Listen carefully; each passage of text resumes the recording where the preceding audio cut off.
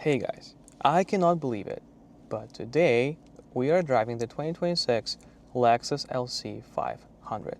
And in today's video, I'm going to talk to you about why this LC500 has been my dream car and still is my dream car. And then I'm going to talk about how this LC500 is actually like to drive and whether it lives up to the expectations I set in my head and what I've read about it online.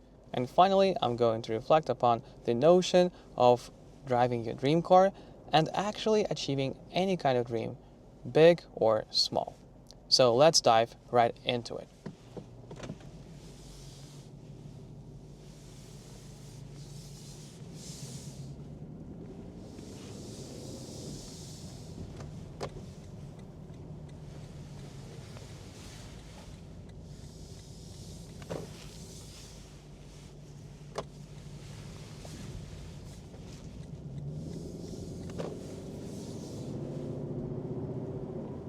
So why this Lexus LC500 is my dream car? There's a couple of reasons. First of all, I think it's quite an attainable dream car. Yes, it's not cheap by any means. This car came out all the way back in 2019 and it has been always around the same price, about 100,000 US dollars. But in my optimistic point of view, I always thought that the LC500 is quite attainable. Secondly, it's the engine. This car is powered by the 5-liter V8 that has been a legendary engine for Toyota and Lexus. It has been in so many other cars, but this one has been tuned to deliver the best performance and the best driving experience. And why this engine is great? First of all, it's famous for its longevity and reliability. And secondly, it's the performance, which I'm going to demonstrate to you in just a moment. But believe me, this engine is wonderful. And the main advantage of this engine is the sound. Let me demonstrate.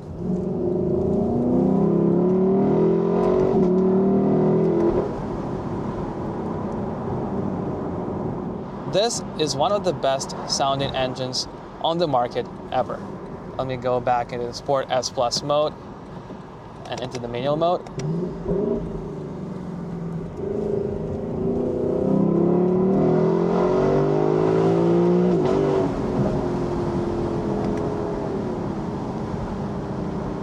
And just listen to those downshifts.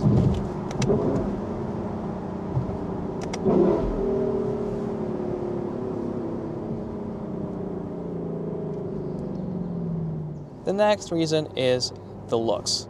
Just look how greatly appointed is this interior. It's just so luxurious. And I know this car is expensive, but how many cars have you seen that cost above 100,000 US dollars and they look so cheap inside? You cannot tell this about this LC500. Look at these small, brilliant details in this luxurious interior. All of this stitching around the cabin. Look at this sculpture-like door handle. The materials you see on the dash are amazing. And have you seen how the soft top looks on this car? It's just glorious. Again, when Lexus is asking you to pay $100,000, they deliver with this LC500. Furthermore, this car comes as a convertible, since I touched upon the soft top, which is a plus in any of my books.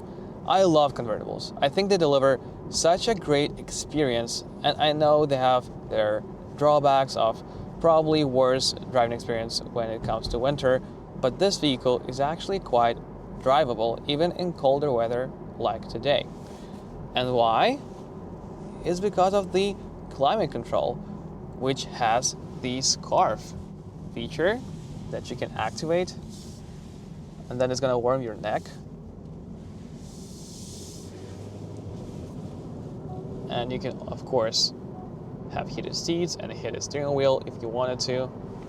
And that's gonna make your life not very miserable when it's cold outside.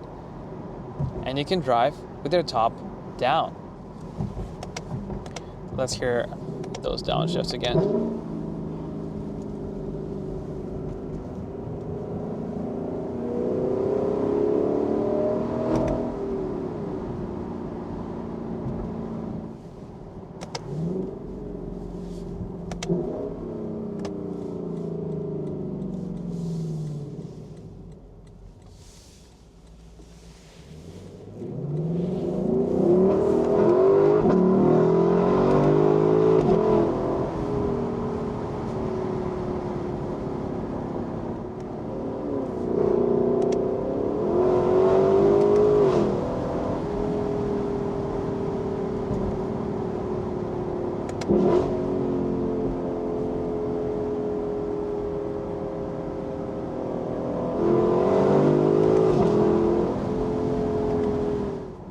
And one of the main reasons I love this car is that it is quite honest on what it wants to deliver.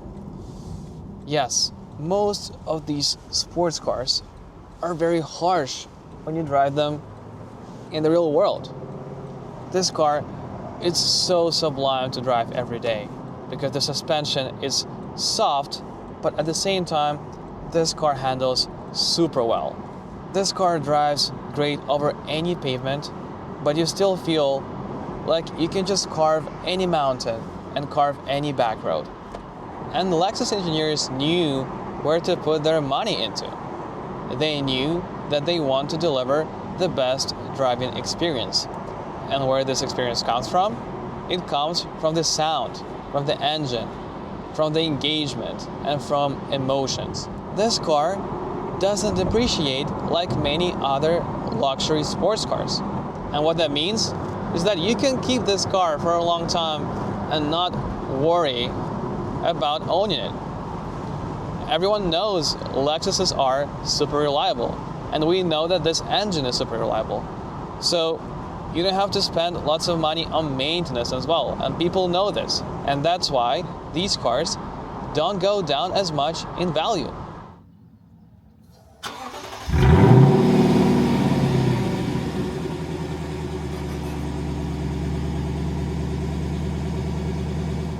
So those are the main reasons why this has been my dream car.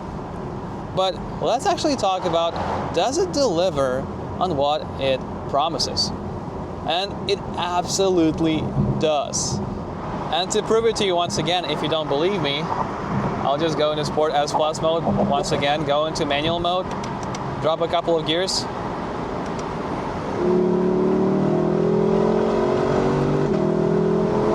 And we can listen to this magnificent engine once again. And just listen to those downshifts.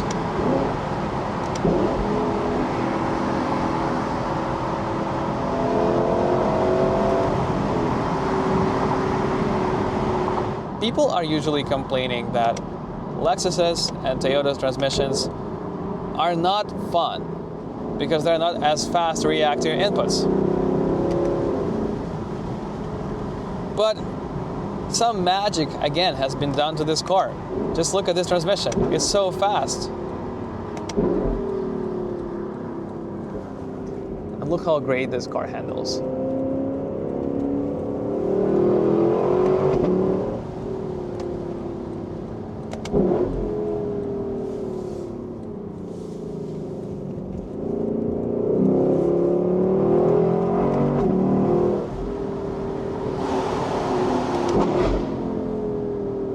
That was a good one.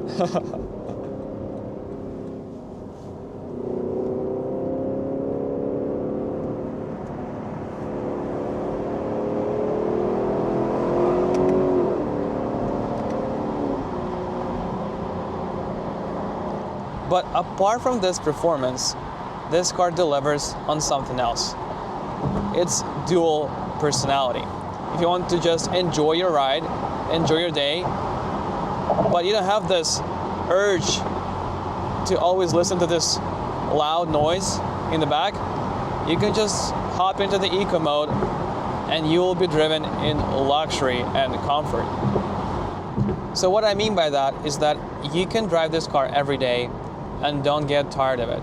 Lots of sports cars are only focused on being sporty.